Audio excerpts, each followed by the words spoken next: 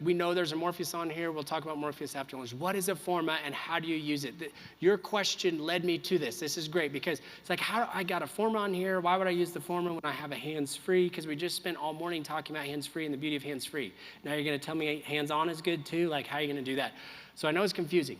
So think of these as almost, I don't want to call them like tradable treatments, because you can't necessarily substitute one for the other, but they do overlap pretty heavily. So it's like, well, why would I use one versus the other? This is how I position a Forma versus the hands-free in my practice. Are you guys with me?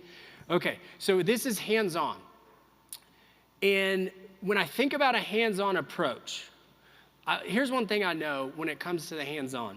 I know my wife, like I said, 22 years, and I know her well. And I know, ladies, that you all, when you get your hair cut, there could be a lot involved. Now, I don't know exactly what happens in there, but I know that there's times where my wife enjoys this haircut. Very simple, those cuts pretty much an hour, no color involved. Like this is a lot of times a summer do. But then I know sometimes she disappears for a full day.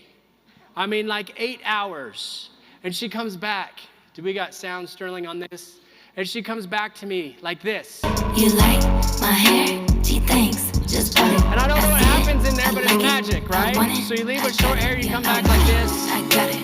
And so one thing I do know is that the salon approach matters to her because something about, and tell me if I'm wrong, ladies, I'm making gross generalizations, but 99.9% of my patients in my practice are female, and I have 2 daughters and a wife. So I know a thing or two.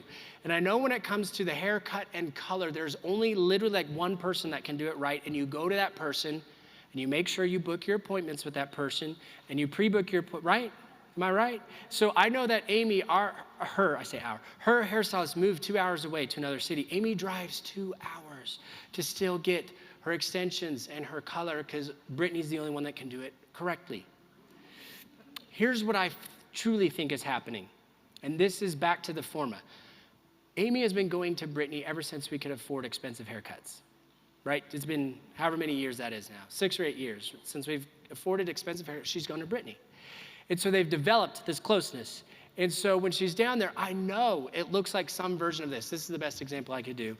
If you're a hairstylist, I'm not trying to be offensive, but this is all I got. So she's shampooing in the sink, right? This is Brittany talking to Amy. She's like, hey, Amy, how's the kids? How's Bella doing in college? You know, there's that closeness. That is what I'm considering the salon approach, the hands-on approach.